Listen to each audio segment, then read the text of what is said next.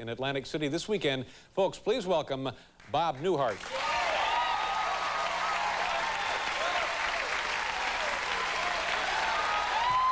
Bob, how are you? Thank you.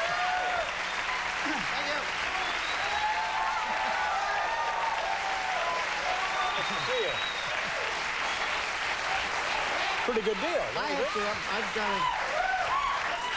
I got to come here more often, I guess. Well, we're glad to have you here, and thank you very much. You, whenever your name comes up in conversation, I always point out what I think is an amazing statistic, and correct me if I'm wrong here, because I could be wrong. But it seems to me that you've had a television show that was an award-winning and also a very popular show in three different decades, 60s, 70s, and 80s? Does that make sense? Is that right? I guess you're right. I never thought of it. Yeah. I think that's an amazing thing to have accomplished in television. Well, if someone keeps records of that kind of thing. No, I had a show. The first show I had only lasted a year. Mm-hmm. It won a Peabody Award, though. It won a Peabody Award. It got an Emmy Award, and it got a pink slip from NBC, all in 1 year. Then I had a show in the 70s and in the 80s. Yeah. Something I wasn't aware of. Yeah, well, that's congratulations. Although I would think that Lucy probably has had a show in 3 decades also. Yeah, but would it... Oh, well, I don't want to get into that. But you understand the criteria there. I guess so, yeah. Yeah, that it was critically acclaimed and also a certain degree of popularity involved. You mean that's unusual? Well, I think so. You seem to be less impressed by this than me. Well, no, I just... Gary Hart has said it before I did, but I don't handle this kind of thing well. You know? I don't like to talk about myself. Is there something, you mentioned Gary Hart and his circumstances and so forth, anything in the news now that you would like to comment on or that it strikes your fancy as being really absurd? You know, I still, although I don't do personal appearances that often, I still look in the newspaper for it's like a habit that I like 27, 30 years of looking for. And there was an interesting article that the alumni of American University in Beirut for some reason are having trouble attracting professors. And they did a study and they found out 2 reasons. One was a fear of being taken hostage, and the other was inflation. Apparently, there's runaway inflation in Beirut. All right. And it kind of conjured up a guy saying, after this year, I'm quitting. And they say, afraid of being taken hostage. He's, no. You have any idea what a hamburger costs in this town? You know, how can you save any money? Yeah, you know? right. Yeah, they don't all have to be real funny. No, it's a keen observation there. Yeah, the material kind of writes itself. It's the kind of thing that people, I think, when they drive home tonight, will probably laugh in their cars. That's right. That's right. You tickle their funny bone, and you also provoke them intellectually. Yeah, absolutely. Even harder to do than having a series in 3 different decades. That's right. That's right. Well, you get an award for that next year. Okay. The Television Hall of Fame will realize this, and there'll be some kind of presentation, and then you'll be embarrassed again. Okay. Tell me about your days in the Army. How long were you in the service? 2 years. I was drafted. I was in 1952 to 54. And drafted out of your hometown in Chicago? Yeah. Yeah. Yeah. That's the way it works. Oh, is that how it works? Yeah, Oh, I see. They, so it wouldn't happen they when have everybody sign up, you know, in your hometown, and then they draft you out of your hometown. So it wouldn't be when you were vacationing somewhere, they would draft you out of that community, draft you out of your hometown. Yeah. That makes sense. And I was stationed on the West Coast during the war. Where about? San Francisco. And actually, if the North Koreans had overrun Korea, I was a guy who would have been between them and the rest of the country. But, you were the final defense for this great land. Yeah, but luckily they repulsed them, and so I had a nice time in San Francisco. Yeah. And then you were I was a clerk typist. Clerk typist. Yeah. Any other? Now, after you got out, what did you do? After I got out, I went. I was an accountant for about 2 years. CPA? No, that requires a test.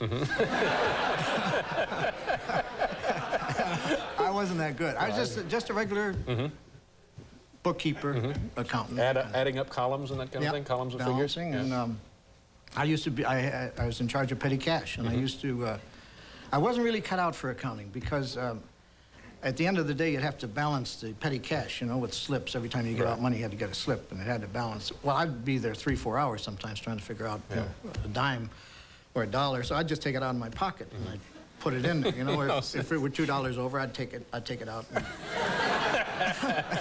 At the end of the year, it all evens out. It was like $2 or $3, and they said, you can't do that. You got to find it. I said, but you're paying me $5 an hour to find 2 cents. It doesn't make sense. So I wasn't very good at comp, so I left. And you, is that about the time you started doing stand-up comedy? Then, then another guy and I, we did a radio show, kind of a poor man's Bob and Ray. And one of Ray Elliott's son is on the staff here. Chris Elliott, yeah. We were in a movie together. We weren't, Ed Gallagher and myself, and we weren't actually that good, but... What station in Chicago? But it was never on in Chicago. It was on in... Well, isn't that how that works? No, you get drafted. Oh, that's where it was. But your radio program doesn't necessarily emanate. Oh, I see.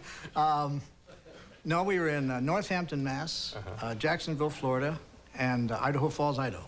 Three stations. Was that NBC Blue? Was that the Blue network that covered those 3 communities? No, we charged $7.50 a week. This is true for each station.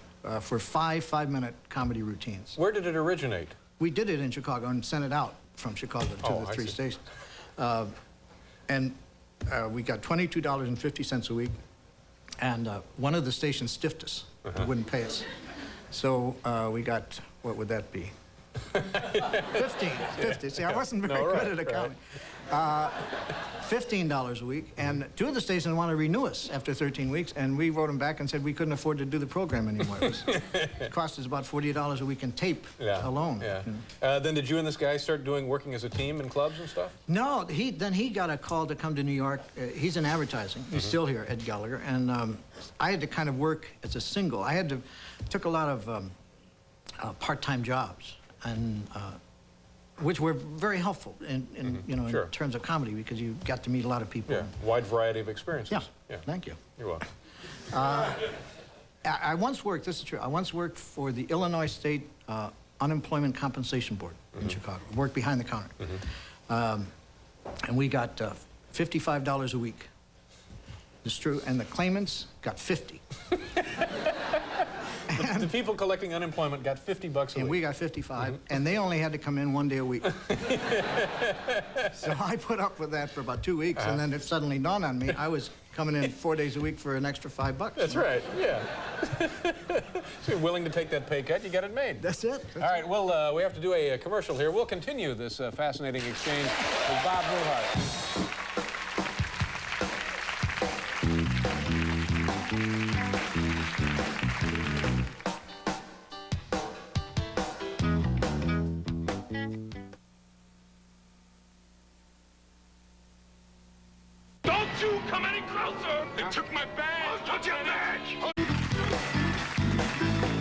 Okay. As you can see, Mr. Newhart is with us tonight, and also Larry Holmes will be out in a few moments. About a week ago, your friend, I guess the friendship you have with Don Rickles is pretty well known. You hear about it a lot, you read about it, and people are always talking about it. Yeah. And he comes on, and you know how he is. He kind of spits when he talks, and he was all going nuts and just, very excited. And he was screaming and kind of not really inviting me, but sort of demanding that the next time I was in California, I would go to dinner with himself and Johnny Carson. And I couldn't stop laughing, because I thought this has got to be just some sort of cataclysmic travesty if they come in that category. Have you ever been to dinner with those 2 people? Yeah. And was it awful? Well, no, I found Johnny's having dinner with Johnny is enjoyable.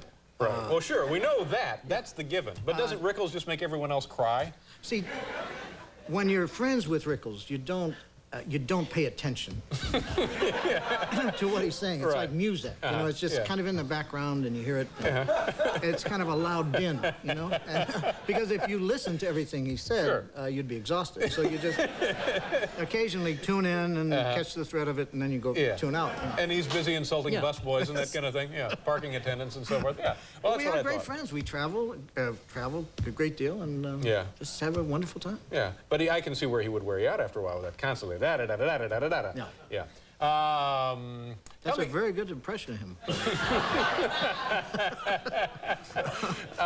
Tell me about the. Now you've done all of these shows. Tell me about. Is there one thing that got a huge laugh on one of them that you remember in the studio audience that was actually in the script? A lot of times stuff that's not planned for the show will get a big laugh, but something that was in the script that got a huge. I remember of the shows I've done. Yeah. There was one. They're hard to take out of context, you know. I mean, we've had big laughs on this show, thank God, and on the old show. There was one that was, I think, it was a perfectly set up joke, and Suzanne, Emily had bought a Bible, and she was returning it. She brought it home, and I said, how much was it? And she said $300. She had bought it at a church auction. And I said, well, that's an awful lot of money for a Bible. You know, I don't mean to be sacrilegious, but, you know, we don't have that kind of money. So I said, so I'm going to take it back to the minister and see if, you know, I can get the money back for it. Credit or whatever, I don't know. I guess credit for the collection, you know. Sure. Now, unbeknownst to me, I go to see the priest, and he's having air conditioning put in. And the guy's up in the ductwork, and he's saying, is any air coming down now? And he said, no, nothing's coming down. So, now, I come in, and I want to return the Bible for $300, and I'm very apologetic. And the priest said, well, that's fine, you know, we understand. And then this voice comes out of the air conditioning saying, I'm coming down now. So I changed my mind, and I said, I'll keep the Bible. You keep it. But it was... Got a huge laugh. Yeah. Are there, now give us an example of something on the other side of that, something that you thought was a great line and couldn't wait to do it in front of the audience at the taping and went nowhere. Well, it's hard to say about this line because I did it on a show called The Entertainers, which was on in 1964. It lasted about a year. And it was Carol Burnett and myself and Katerina Valeni, and it got no ratings at all, just absolutely. What network? CBS. CBS. It was during the time when the rock and roll was, they'd have Davy Jones and the Raiders. I don't know who these people are, but then, and it was all teenagers, you know, so I'm coming out there doing what I thought. Art Buchwald, he was also, he'd come out and die every The kids week. love Art. Yeah. He has that dynamic delivery with a cigar. Packed stadiums all over the country. So I was doing a routine on wrote this routine on a guy a civilian who had gone up to Mars so that people outside of the space program could relate to it. And of course, the first question they asked when he returned was, what are the people like up there? And is it a more advanced civilization? And he said, yes. He said, it's a more advanced. He said, well, how more advanced would you say it is? He said, I'd say it was around 6 or 8 weeks.